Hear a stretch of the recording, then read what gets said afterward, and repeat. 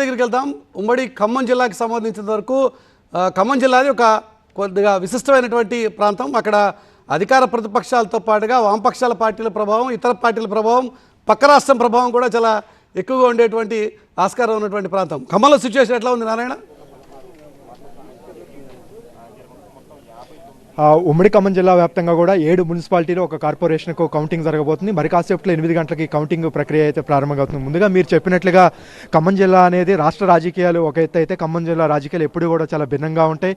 ఇక్కడ ప్రధాన రాజకీయ పార్టీలు కాంగ్రెస్, బీఆర్ఎస్, బీజేపీకి తోడు ఆంధ్ర రాజకీయ పార్టీలు అయినటువంటి జనసేన, వైసీపీ, తెలుగుదేశం పార్టీ యొక్క ప్రభావం కూడా ఖచ్చితంగా పార్టీకి సంబంధించినటువంటి అభిమానులు ప్రభావం ఖచ్చితంగా ఉంటుంది. దానికి తోడు అన్ని వామపక్ష పార్టీలు CPM, CPI, CPML, new democracy పార్టీకి సంబంధించినటువంటి పార్టీల ప్రభావం కూడా గణనీయంగా ఉంటుంది. కాబట్టి అన్ని రాజకీయ పార్టీలను ఇక్కడ ఖమ్మం జిల్లా ఓటర్లు ఆదరిస్తారు. ఖచ్చితంగా తెలంగాణలో ఉన్నటువంటి మిగతా జిల్లాల రాజకీయ సమీకరణాలు ఒక ఎత్తు అయితే, ఖమ్మం జిల్లా రాజకీయ సమీకరణాలు చాలా భిన్నంగా ఉంటాయి. అయితే ఇప్పుడు మున్సిపల్ ఎన్నికలకు సంబంధించి మనం చెప్పుకుంటే 3 మంత్రులు రాష్ట్ర కేబినెట్లో చాలా కీలకంగా ఉన్నారు. పొంగులేటి శ్రీనివాసరెడ్డి, డిప్యూటీ సీఎంగా బట్టి విక్రమార్క, మరో మంత్రి సీనియర్ మంత్రి తుమ్మల నాగేశ్వరరావు ఉన్నారు. వీళ్ళు 3 కూడా ఈసారి మున్సిపల్ ఎన్నికలను చాలా ప్రతిష్టాత్మకంగా తీసుకున్నారు. దీనికి కారణం ఏంటంటే, మొన్న జరిగినటువంటి పంచాయతీ ఎన్నికల్లో అధికార కాంగ్రెస్ పార్టీకి బీఆర్ఎస్, సిపిఎం కూటమి చాలా గట్టి పోటీ ఇచ్చింది. కొన్ని చోట్ల అయితే మెరుగైనటువంటి ఫలితాలు ఈ కూటమి సాధించినటువంటి నేపథ్యంలో ఈసారి మున్సిపల్ ఎన్నికలను ప్రతిష్టాత్మకంగా సవాలుగా 3 మంత్రులు అధికార కాంగ్రెస్ పార్టీ ఎమ్మెల్యేలు కూడా తీసుకున్నారు. సీఎంతో పాటు రాష్ట్ర పార్టీకి సంబంధించిన పిసిసి అధ్యక్షుడు ఎప్పటికప్పుడు కూడా మానిటర్ చేసుకుని ఎట్టి పరిస్థితుల్లో ఖమ్మం జిల్లాలో క్లీన్ స్వీప్ చేయాలి, 3 మంత్రులు కూడా తమ పట్టు సాధించడానికి, పట్టు నిలుపుకోవడానికి సర్వశక్తులు ఒడ్డారు. ముఖ్యంగా కీలకమైనటువంటి మంత్రి పొంగులేటి శ్రీనివాసరెడ్డి సర్వశక్తులు ఒడ్డారు. అన్ని తానే కూడా అన్ని మున్సిపాలిటీలలో, ఒక మధిర మినహా అన్ని మున్సిపాలిటీలో ఆయన విస్తృతంగా ప్రచారం నిర్వహించి అభ్యర్థుల ఎంపిక దగ్గర నుంచి రోడ్ షోలు, ప్రచారం పూర్తి స్థాయిలో కూడా ఆయన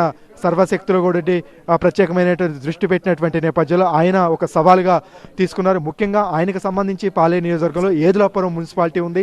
ఇక్కడ 32 వార్డులకు గాను ముందుగానే ఒక వార్డు కాంగ్రెస్ ఏకగ్రీవంగా గెలుచుకోవడంతో 31 వార్డులకు ఎన్నికలు జరిగాయి. ఇప్పుడు కౌంటింగ్ జరగబోతుంది. అయితే ఇక్కడ కూడా రాజకీయ సమీకరణాలు చాలా భిన్నంగా ఉన్నాయి. ఎందుకంటే మొన్న పంచాయతీ ఎన్నికల్లో పాలేరు నియోజకవర్గంలో పొంగులేటి శ్రీనివాసరెడ్డికి కొంత గట్టి సవాలు. ఎందుకంటే బీఆర్ఎస్, సిపిఎం ఇక్కడ కూటమిగా ఏర్పడి కొన్ని పంచాయతీలలో, ముఖ్యంగా కొన్ని మేజర్ పంచాయతీలు కూడా గెలుచుకొని తమ పొట్టు నిలుపుకునేటువంటి ప్రయత్నం చేశాయి. అయితే ఇక్కడ కాంగ్రెస్, సిపిఐ పొత్తు కుదురుతున్నటువంటి సమయంలోనే ఆకర్షణ వరకు కూడా ఉత్కంఠ నెగింది. ఎవరికి వాళ్ళే విడివిడిగా పోటీ చేసినటువంటి నేపథ్యంలో సిపిఐ కూడా తమ పొట్టు నిలుపుకునేందుకు ఒంటరిగా పోటీ చేసింది. సిపిఐ కొన్ని బలమైనటువంటి స్థానాలలో గట్టి పోటీ ఇచ్చింది. అంటే ఇక్కడ ఏదులాపురం మున్సిపాలిటీలో కాంగ్రెస్, సిపిఐ, బీఆర్ఎస్, సిపిఎం కూటమి మధ్య కొన్ని వార్డులలో త్రిముఖ పోటీ, కొన్ని వార్డులలో ద్విముఖ పోటీ నువ్వా నేనన్నట్లుగా కొనసాగినటువంటి నేపథ్యంలో ఎవరికి వాళ్ళు గెలుపుపై ధీమా వ్యక్తం చేస్తారు. ఇక్కడ గెలుచుకోవటం పొంగులేటి శ్రీనివాసరెడ్డికి చాలా ఛాలెంజింగ్గా మారినటువంటి నేపథ్యంలో గెలుపు మీద ఆయన కాంగ్రెస్ పార్టీ ధీమా వ్యక్తం చేస్తుంది. మరోవైపు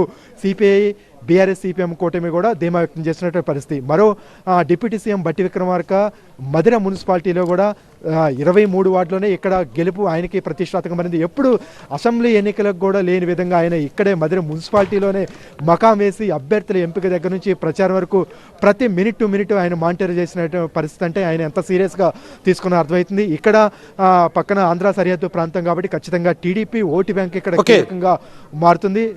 తెలుగుదేశం పార్టీలోనే కొంత భిన్నమైనటువంటి పరిస్థితుల్లోనే కొంత కాంగ్రెస్ కు, కొంత బీఆర్ఎస్ కు అనుకూలంగా వ్యవహరించింది అనేది ఇక్కడ ఉంది. సిపిఎం, సిపిఐ కొత్తగూడెం కార్పొరేషన్ మాత్రం కొంత ప్రత్యేకతను సంతరించుకున్న కొత్తగూడెం కార్పొరేషన్ కి సంబంధించినంత వరకు, ఎందుకంటే మిగతావన్నీ మున్సిపాలిటీలు, కొత్తగూడెం కార్పొరేషన్ మాత్రం కాబట్టి అక్కడ ఇంపాక్ట్ ఏ రకంగా ఉండేటువంటి ఆస్కారం ఉంది? అక్కడ వామపక్ష పార్టీల ప్రభావం కానీ, లేక ఇంతకుముందు మీరు అన్నట్టుగా పక్క రాష్ట్రాలకు సంబంధించిన పార్టీల ప్రభావం కానీ ఏమైనా ఉంటుందా?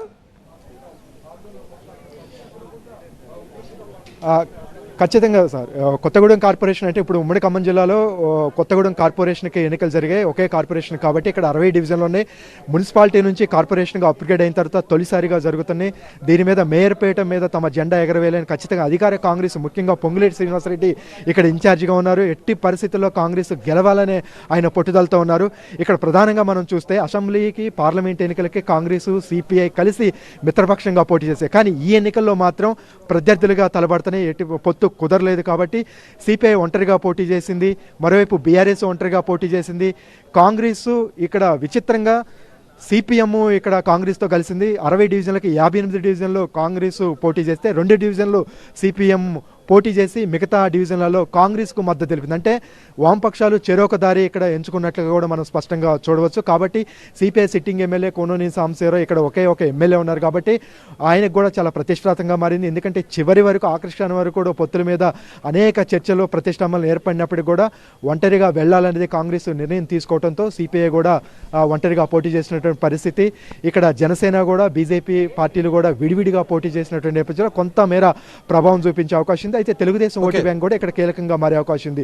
అయితే తెలుగుదేశంకు సంబంధించినటువంటి అభిమానులు సానుభూతి పరులు సిపిఐతో కొన్ని చోట్ల పొత్తు పెట్టుకున్నటువంటి నేపథ్యంలో ఆ పార్టీ ఓటు బ్యాంక్ మీద సిపిఐ అయితే ఆశలు పెట్టుకుంది. ఇక్కడ సిపిఎం కూడా కొన్ని డివిజన్లలో బలంగా ఉంది కాబట్టి కాంగ్రెస్కి అది అడ్వాంటేజ్ అవుతుందనేది అధికార పార్టీ ఖచ్చితంగా ఒంటరిగానే ఎట్టి పరిస్థితుల్లో అంగురాదు. 30 నుంచి 35 డివిజన్లు గెలుచుకొని ఒంటరిగానే మేయర్పేటని గెలుచుకుంటామనేది అధికార కాంగ్రెస్ ధీమా వ్యక్తం చేస్తుంది. అయితే సిపిఐ కూడా పాల్వంచ, కొత్తగూడెం లాంటి కొన్ని బెల్ట్, సింగరేణి, కోల్ బెల్ట్ ఏరియాలో కొన్ని డివిజన్లలో చాలా బలమైనటువంటి ఓటు బ్యాంక్ ఉంది. ఆ కార్మిక సంఘాలకు సంబంధించినటువంటి ఓటు బ్యాంక్ కూడా వాళ్ళకి అనుకూలంగా మారే అవకాశం ఉన్నటువంటి ఖచ్చితంగా మిగతా రాష్ట్రం అంతా కంటే కూడా ఖమ్మం జిల్లాకి సంబంధించినంతవరకు చాలా క్లియర్గా అనేక పార్టీల ప్రభావం, అనేక ఒత్తిళ్ల ప్రభావం చాలా క్లియర్గా మనకి కనిపించేటువంటి ఆస్కారం ఉంది. ఖమ్మం ఫలితం మాత్రం కొద్దిగా డిఫరెంట్ మిగతా వాటన్నిటికంటే కూడా, అది చాలా క్లియర్గా మనకి అర్థమవుతుంది. సాయంత్రం వరకు కూడా ఆ ఉత్కంఠ, సస్పెన్స్ అనేది ఖమ్మం విషయంలో, ఉమ్మడి ఖమ్మం జిల్లా విషయంలో కొనసాగేటువంటి పరిస్థితి.